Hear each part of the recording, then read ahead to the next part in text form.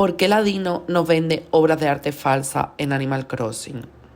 Uno de los personajes más entrañables para la comunidad del videojuego Animal Crossing es Ladino, que aparece por primera vez en Wild World y que tendrá un puesto ambulante de obras de arte que el jugador puede comprar para donarlas al museo.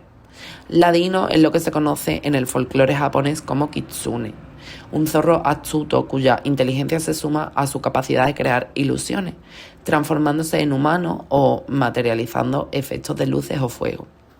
Esta astucia inmanente en la figura del kitsune está reflejada evidentemente también en el personaje del Ladino, que puede notarse en su actitud persuasiva y sarcástica cuando el jugador habla con él. Con el crecimiento del juego, Ladino nos sigue trayendo obras de arte al pueblo, donde el jugador tendrá que elegir una de ellas que considere verdadera, auténtica, y no una falsificación. Podemos pensar que Ladino quiere engañarnos, que nos vende algo que no es valioso al mismo precio que un objeto, que una pieza de arte que sí pueda ser valiosa como una original. Y como respuesta corta, podremos decir que sí, que quiere engañarnos. Pero como respuesta larga, debemos entender qué es este engaño, porque se quiere reír de nosotros de esta manera.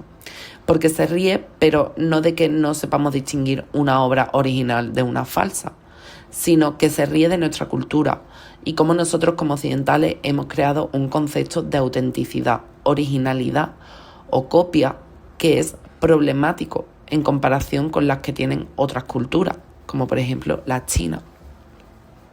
Original y copia ahora tienen más sentido si recordamos lo acontecido en el abril de 2025 con respecto a las marcas de lujo que fabrican sus productos en China.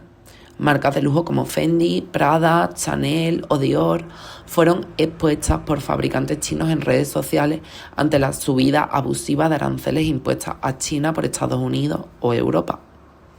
Guerra comercial, aranceles y un mercantilismo que a su vez nos recuerda a Colbert, el ministro de Economía de Luis XIV, el Rey Sol. La respuesta a estos ataques económicos por parte de fabricantes fue clara. Vamos a demostrar que los productos por los que pagáis 10.000 euros en una boutique realmente cuestan hacer los 200 en una fábrica china, como pasó por ejemplo con los bolsos de Hermès, que gracias a las publicaciones de estos vídeos por fabricantes, sus compradores no hubiesen parado de pensar que estaban hechos a mano y que por eso costaban ese dinero, y que eso explicaba también su alto valor, como el bolso Birkin, que está valorado en 38.000 euros y tiene una lista de espera de 4 años para poder acceder a él. Aquí podríamos sacar la idea del simulacro de Jean Baudrillard y acabar el vídeo y explicar que la acumulación de capital genera signos de distinción social. Pero no es el tema que queremos tratar hoy. Hemos traído a colación el tema de las marcas de lujo en China para que entendamos el problema desde otra perspectiva. El problema sobre todo que hay con respecto a lo que desde Occidente consideramos como original y lo que consideramos como copia. Y por qué Ladino se ríe de nosotros en el juego de una manera que todavía no llegamos a entender. Volvamos a la idea original de que Ladino es un comerciante ambulante, que viene de otro lado y llega a nuestro pueblo con obras de arte supuestamente verdaderas y supuestamente falsas, para que nosotros podamos donarlas al museo. Museo que está dirigido por Sócrates, una lechuza que evidentemente nos recuerda a Atenas, al pensamiento socrático y a la filosofía occidental. Y es ahí donde está el principio del problema de las copias de las obras de arte. Ladino se ríe de nosotros en tanto que se ríe de nuestro eurocentrismo, de que hayamos considerado el arte de todo el mundo con unos parámetros únicamente occidentales, dejando de lado otras formas de entenderlo. Para Occidente, el concepto de veracidad es positivo y el de falsedad negativo. Para otras culturas ni siquiera existe esta dinámica. Es algo nuestro, de Occidente, pero no es lo correcto por encima de los demás. Parémonos a entender los planteamientos que hemos tenido hasta ahora dados como válidos con respecto al arte, su historia y su consideración, su restauración y su protección. En 1938, por ejemplo, se presentó en París La Cena de Maús, un cuadro que supuestamente era de Vermeer y que representaba el pasaje del Evangelio de Lucas, el 24, 13, 25, donde los discípulos de Jesús lo acogen después de la resurrección en su casa y lo reconocen en el momento en el que éste parte el pan. En el momento de su descubrimiento, todos los especialistas en la pintura de Vermeer coincidieron en que se estaban encontrando ante un original del maestro. Ni siquiera los análisis técnicos que ayudaban a la investigación de una obra de arte dudaron en que se trataba de un original. El cuadro se mostró al mundo como un hito, un descubrimiento de una obra de Vermeer extraviada y que por fin ahora podía catalogarse y ayudar al estudio del pintor, su catalogación monetaria y su proceso de museificación. El problema, que el autor no era Vermeer, sino Hambard Mergeren, un pintor que había estudiado la pincelada del maestro hasta el punto de replicarla igual que él. Experimentó quitándole el pigmento a otros cuadros antiguos del siglo XVII, como la labor que puede hacer un químico experto, reconstruyendo con materiales antiguos un cuadro en el presente y así poder engañar a los estudios científicos de investigación. Muchos de los cuadros de Mergeren fueron comprados por los nazis, que al investigarlo procedieron a su detención. De un momento a otro el cuadro valía millones y pasó a ser considerado como falso, sin valor al día siguiente después del juicio.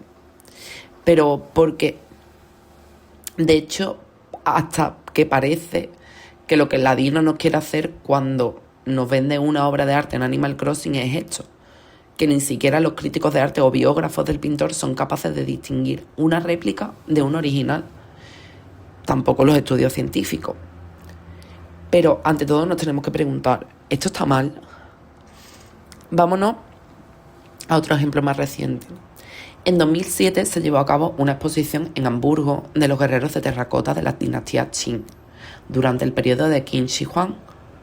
Cuando las obras llegaron a Alemania para el Museo de Etnografía de Hamburgo, vieron que eran copias de las originales y clausuraron la exposición, devolviendo el dinero incluso de las entradas a los visitantes. China esto se lo tomó como una ofensa, porque los guerreros de terracota son un símbolo del país, y la concepción que tiene China con respecto a las copias no es negativa, lo cual es un insulto a su cultura, que peca realmente de eurocentrista. De hecho, cuando en 1974 un grupo de agricultores encontró la excavación de los guerreros, se llevó a cabo rápidamente una labor de reconstrucción de nuevas piezas, siguiendo las pautas formales de las piezas existentes, como si quisieran retomar la producción. Mandaron copias en vez de originales porque para ellos no existe diferencia si la copia consigue parecerse por completo al original. Es decir, que no hay nada que los distinga y por tanto es lo mismo una obra realizada en el 200 a.C. que una copia de esta en 1974. Sócrates, en el museo de Animal Crossing, cuando le entreguemos una copia falsa, dirá que lo siente muchísimo, pero que nos han engañado. Esta copia no es auténtica y por tanto no puede ser aceptada en el museo. De esta manera podríamos preguntarle a Sócrates cómo es que es o cómo ha construido ese concepto de autenticidad, o en qué momento una copia es algo negativo, malo, un engaño. Nosotros como occidentales podemos tener muy claro que la obra verdadera es la que realiza un autor en cierto momento de la historia, con determinadas destrezas técnicas e intelectuales. Su Eignung, como nos diría Walter Benjamin en la obra de arte en la época de reproducción técnica, del cual hay un vídeo en el canal. De hecho, Benjamin podría decir mucho en este problema y entendería a la perfección a Ladino, a Mergeren y también al gobierno de China. Para nosotros como occidentales lo tenemos clarísimo. La obra de arte es única, e irrepetible, auténtica y veraz. Una escultura de Bernini nunca podrá ser sustituida por una copia. Es un maestro, es un genio creador. Su talento es incapaz de ser suplantado o copiado. Lo sabríamos instantáneamente, se supone. Pero, por ejemplo, sabemos que Miguel Ángel era un maestro copiador, igual que lo fue Mergeren. El aprendizaje de los artistas se ha construido a lo largo de toda la historia del arte de esta manera. Ya los aprendices copiaban a los maestros y los artistas intelectuales del Renacimiento lo hacían con artistas previos a ellos para aprender la técnica.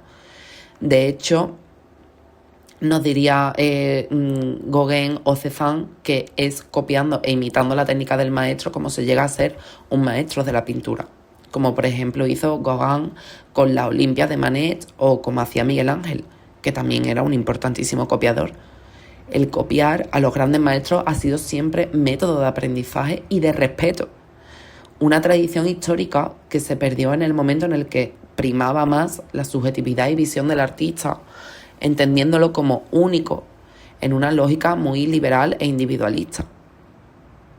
Fijémonos, por ejemplo, en los paisajes que realizaban los pintores del realismo social, donde Courbet o Millet copiaron a Corot, se inspiraron en su pincelada, en su forma de representar la naturaleza. Corot, que era un paisajista de la escuela de Barbizon, que a su vez copió los cuadros de Constable, porque sus obras llegaron a Francia en una exposición en la primera mitad del siglo XIX. A su vez, Constable se dejó inspirar y copiar la manera de reflejar los paisajes de Claudio de Lorena o de Nicolas Poussin, que a su vez se vieron inspirados en los paisajistas holandeses, y así sucesivamente podemos tirar del hilo hasta el inicio o hasta ver tú sabes dónde. El hecho de copiar era entender el arte como una herencia histórica, saber que antes ha habido un maestro del que aprender. Ahora vayámonos al pensamiento chino, que es el que más ha influido en Asia Oriental por razones históricas obvias. Mientras que nosotros como occidentales tenemos conceptos diferentes del ser, verdad, autenticidad, en tanto que es inmanente y hay algo que nunca varía en nosotros porque así quedó reflejado en nuestra filosofía desde Platón, San Agustín, Hegel o Heidegger. En China estos conceptos no se dan. El budismo, por ejemplo, no parte de una esencia inmanente, sino de un vacío, parte de la nada. De esta forma el pensamiento es deconstructivo, rompe con la esencia y el ser. También en el taoísmo, que significa camino, se ve como el proceso de ajustarse a los cambios que se plantean, y de esta manera no es constructivo, sino un cambio lento, adecuado a la habilidad de adaptarse. No existe la idea del original, puesto que aceptarla sería entender que hay un inicio, un principio. Y sin embargo, para ellos es un proceso continuo sin comienzo, sin final, sin nacimiento y sin muerte. En el pensamiento chino no hay origen, ser, ni tampoco sustancia. Busca, de otra manera, entender el proceso de mutabilidad, el cambio, entender los aspectos actuales que se dan ahora para aprovecharse y sacar tajada. De hecho, el concepto de Shi significa astucia, destreza táctica o aprender estratégico. Es el mismo carácter que el que tiene el conocimiento o sabiduría en el lenguaje chino. De ahí que se entienda el conocimiento no como una verdad incambiable o apodíctica, sino entender el conocimiento en la manera de saber adaptarse a las circunstancias. De ahí que la mentalidad china haya sido siempre, como así lo dijo Hegel, acusada de engañadora o taimada. Volviendo al ejemplo de los cuadros de Mergeren, que colocó una copia en el museo haciéndola pasar por original, en China eso tendría otra lectura. Si el artista, consciente del valor del maestro, consigue aprender de él su pincelada, uso de colores, su titubeo, su manera y hasta el más mínimo detalle, es que el que copia merece el cuadro del artista. Las obras de arte no le pertenecen a los propietarios con capital o a la sociedad, sino a los que mediante el conocimiento y el respeto al maestro han adquirido su mismo potencial y por tanto son merecedores del original y dejan de esta manera la copia en el lugar de exposición. Algo así le pasó a Shang Daqiang, un famoso pintor chino que en el siglo XX consiguió hacer pasar una copia por original y dejaba las copias en los museos o dejaba las copias en sus lugares de orígenes y se llevaba los originales. También las obras de arte se restauran o modifican a propósito con el tiempo. Los templos en Oriente no tienen los materiales originales, sino que se actualizan y van cambiando. En Occidente cuidaríamos las piedras de las catedrales limpiándolas, conservándolas y manteniéndolas. En Oriente las cambiarían por otras más nuevas, que reflejen el momento de la actualidad. Cuanto más querida es una obra, más actualizada está en el presente. Se le han añadido elementos nuevos a la obra porque se entiende como un elemento comunicativo, interactivo. Es como si, por ejemplo, cogiéramos el cuadro de las ninfeas de Monet y los artistas a lo largo del tiempo le hubiesen añadido sus propias flores a lo largo del cuadro, como si Picasso hubiese pintado flores a su manera en el cuadro y después hubiese venido Mondrian y las hubiese pintado a su manera, o Malevich, todo para reflejar el paso del tiempo y la visión que tenemos de la obra en determinados momentos. Seguro que esto es más fácil de entenderlo con el mito de la barca de Teseo y la forma de restauración que tenemos en Occidente. Es la misma barca del principio a la que se le han cambiado las tablas una por una y ya no conserva ninguna de la original. Este aspecto de comunicación en China se entiende como un diálogo abierto. El artista no quiere dejar constancia de sí mismo de forma subjetiva en el cuadro, sino abrir una nueva forma de verlo y que sea la obra canal de comunicación, como es conocida también la tradición de los sellos en la pintura china o en los poemas. El arte occidental es mimético, intenta copiar la realidad y lo que se muestra en la naturaleza, mientras que el arte chino entiende la naturaleza como un proceso de cambios y por tanto el arte opera de la misma manera que la naturaleza, en tanto que cambio y transmutabilidad. Volvamos al ejemplo de la exposición en Hamburgo de los guerreros de terracota. Y recordando lo mismo, cuando se descubrieron los originales a la misma vez, se intentó continuar la producción de este momento. De ahí que se creasen nuevos guerreros de terracota para continuar todo el proceso creativo que se había perdido durante siglos. Hay dos conceptos para hacer referencia a la copia. El fan xinping, en tanto que hay una diferencia con el original, y el fu xinping, que es una copia idéntica del original. Muchas veces los museos occidentales tienen problemas con las obras chinas porque desde China se envían copias, porque en realidad están convencidos de que es lo mismo en esencia. Y esto es muy problemático, en tanto que nosotros como europeos, porque la UNESCO retiró de la lista de Patrimonio Mundial el santuario de Shinto por ser una copia del templo original, donde no solo se copia el edificio en sí como una estructura, sino también todos los tesoros que albergan, como el santuario de Ise de Japón, que es uno de los más visitados e importantes de cada no sé cuántos millones de turistas. Y por tanto, cada 20 años es restaurado por completo. Otro concepto para hacer referencia a la copia es el shanzai, que es como una subcultura de la creación de cualquier aspecto de la vida. Es coger un modelo establecido e imitarlo con un toque creativo, cargado de originalidad. Hay shanzai de todo, de marcas de móviles, de libros, de cantantes, de premios, de programas de televisión, de artistas, de series. Es algo espontáneo que puede darse, por ejemplo, de la marca de Adidas. Y de ahí se van creando shanzais de esa marca, como Adidas, Adadas, Adadis, Dasida. Es un juego por reírse de lo establecido, en tanto que lo que se es establecido es auténtico e importante. De esta forma, el shanzai es casi contracultural y subversivo. Es una mentalidad antiesencialista que está muy, muy formada en China y que se ve en todos los aspectos de su cultura, tanto del comercio hasta la política, hasta la vida privada. Obviamente son como dos formas muy diferentes de ver el arte y la creación, de entender la obra de arte.